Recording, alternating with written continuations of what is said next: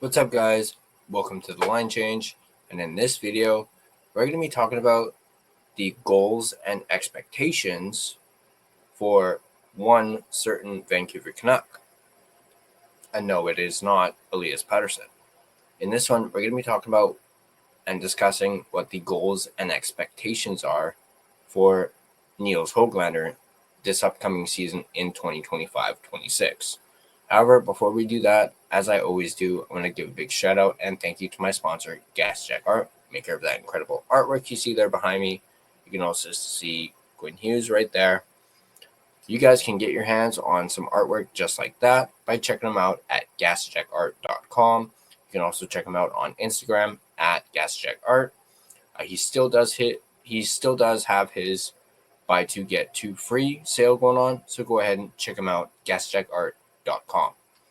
So let's dive into this article that is on Canucks Army, written by Stefan Roget. And he goes on to say, it makes a lot of sense that a player nicknamed Hoagie tends to sandwich his good seasons in between his bad ones.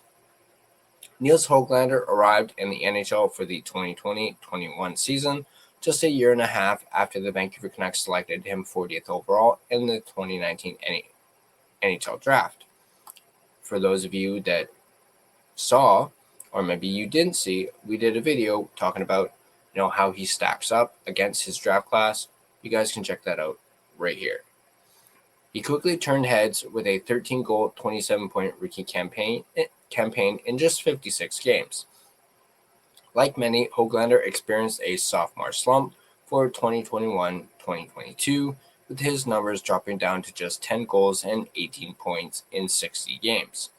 By the start of the 2022-23 campaign, the wheels had fallen off, and Hoglander soon found himself demoted to the AHL's Abbotsford Canucks for the first time in his career. But he bounced back there, putting up 32 points in 45 regular season games and adding 6 more in 6 playoff games. Hoglander returned to Vancouver for the 2023-24 season and experienced a true breakout season. He posted 24 goals and 36 points in his first full campaign of 80 games and seemed poised to solidify himself as a top 6 talent, despite a run of just 2 points in 11 playoff games. Then came the most recent season of 2024-25 that saw Hoglander's numbers dip again, down to just 8 goals and 25 points in 72 games. But in keeping with his career trend, the 2024-25 season was really 2 seasons for Hoglander, one bad, one better.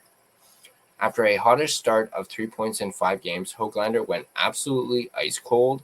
He notched just 2 points in his next 26 games. He suffered through a preposterous 35-game goalless streak that wasn't snapped until January 14th against the Winnipeg Jets. It was the tough start to end all tough starts, and for a while it seemed like it was going to be permanent. But Hoglander did turn things around. He posted 16 points in the final half of the year and 10 points in his final 15 games. Presumably, his number one goal for 2025-26 is to get off the production roller coaster and just build on his strong finish to a much more consistently good campaign. Let's talk some other more specific goals and expectations for Hoglander. Meeting expectations, and now this section is where we see him meeting expectations, which would be 20 goals, 40 points, and being less streaky. We hate to make it all about the numbers for a player as multifaceted as Hoglander. He's not just a goal scorer, he's a possession whiz, a strong forechecker, and not always half bad in his own end. But given that his struggles in 24-25 specifically centered around long goalless droughts, the key expectation for Hoglander to meet this year is an expectation of production and more consistent production at that. Setting the bar at Hoglander's 24-goal performance of 2023-24 might be a tad too high. He did score on 20% of his shots that season, well above the norm and almost double his career average otherwise. But that 24-goal, 12-assist balance was never ideal anyway. If Hoglander can get the goals back up to about 20 and get his assists to about the same rate, he'd be sitting at the kind of stat line that everyone should be reasonably satisfied with. It's not that out of reach either. Despite his struggles, Hoglander posted a career-high 17 assists last year, and if the goal is a point-per-game rate of 0.50, that's the exact rate he scored at in the latter half of the season. He's just never done it over a full season's length. Find a way to do that, and at an increased, but still well below league average, salary of $3 million, no one will find much reason to complain. Let's take a look at above expectations, which would be a consistent spot in the top 6 and production to match. It's simple enough to say that if 20 goals and 20 assists is meeting expectations, then exceeding expectations just means scoring more. But it's actually about more than that. It's about Hoglander's place in the lineup. Last season, there was some debate as to whether or not Hoglander really needed or deserved to be in the Canucks' top 6. It's been noticed in the past. It must be said that Hoglander tends to score about the same regardless of where he's lining up. That 24-goal campaign of 2023-24 saw him put up just as many goals in the bottom 6 as in the top 6. But the game has changed a little as of 2025-26. Previously, it was about what sort of placement would be best for Hoglander and his development. Now we must think about what is best for the team itself.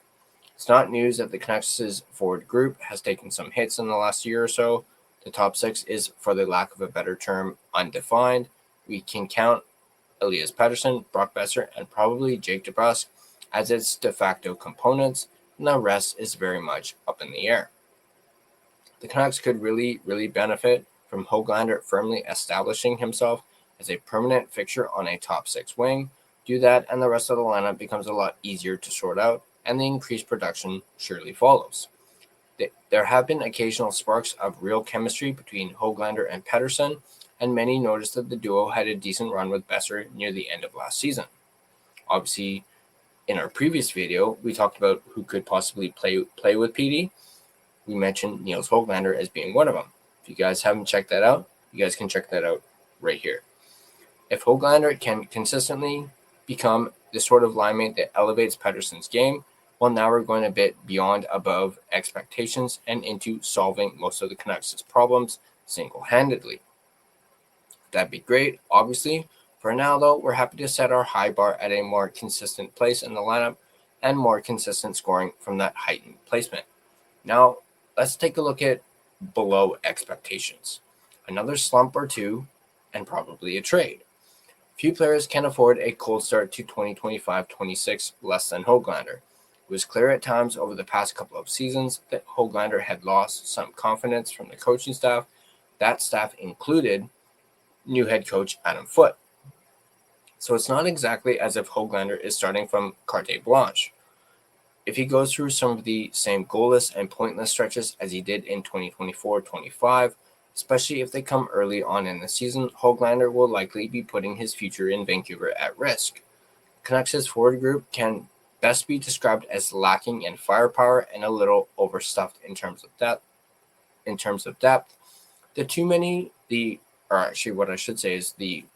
quote-unquote too many wingers problem was alleviated by the trading of Dakota Joshua to Toronto, but that may not be the end of it. There will be pressure on wingers from lower down the depth chart in the form of Linus Karlsson, Archdeep Bains, Jonathan Lekaramaki, Max Sasson, who the organization reportedly sees as a long-term winger, and more.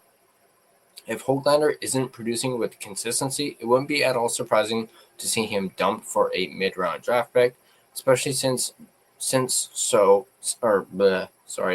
doing so would open up an additional $3 million to spend on upgrades.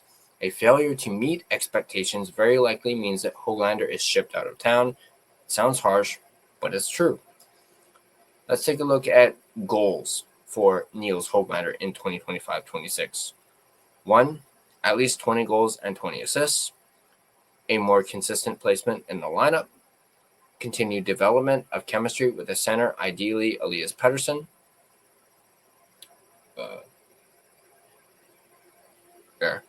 Stop requiring as much sheltering. A 63.03% offensive zone starts last year. An increase in average ice time. Maintain positive possession metrics with increased ice time. Try some penalty killing. Hoglander has always been a player who does a lot who does a lot right, and many of these are fairly rare qualities in hockey. He holds on to the puck like a particularly determined dog on a particularly tasty bone. He uses his low center of gravity to frustrate opposing checkers. He's tricky enough with his stick to pull off a Michigan, even if he hasn't done it yet at the NHL level. Man, that would be something if we saw Hoglander do that. His profile as a prospect and then player has always remained fairly steady. It's the results that have varied and sometimes wildly. We feel at this point that we're probably overusing the word quote unquote consistency and it derivative and it and its derivatives in this article, but it really is the quote unquote word when it comes to Hoglander. The version of him that showed up at the start of 24-25 was simply not up to snuff. The version of him that finished the year was well over and above the value of a $3 million cap hit on average. The number one thing that the Canucks want to be able to do with Hoglander in 2025-26 is count on him night in and night out. If he can become a more reliable contributor, he'll have hit by far his most important goal.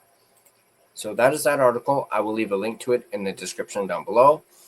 I might also turn this into a series and not necessarily rely on articles. I might actually do my own stuff, and I might do this for certain different players, guys like Petey, DeBrusque,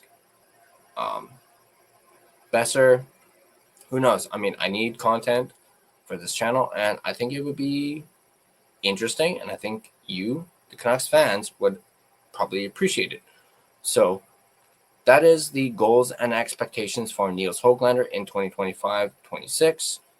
And as always, if you guys like this video, be sure to hit that like button. If you want to stay up to date on all your Vancouver Canucks content, be sure to smash that subscribe button and turn on your notifications so you don't miss a single video.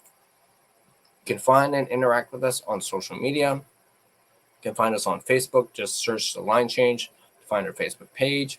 You can find us on Instagram at The Line Change. You can find us on X at Line Change Van. You can find us on TikTok at the TLC Podcast. You can also find us on Blue Sky at The Line Change. Feel free to give us a follow on all of our social media platforms. And if you prefer an audio version of this podcast, you can find us on both Spotify and Apple Podcasts. On Spotify, feel free to give us a follow as well as rate and review us. It is, of course, greatly appreciated. But that's going to do it for this video. As always, let's go Canucks, and I'll see you guys in the next video.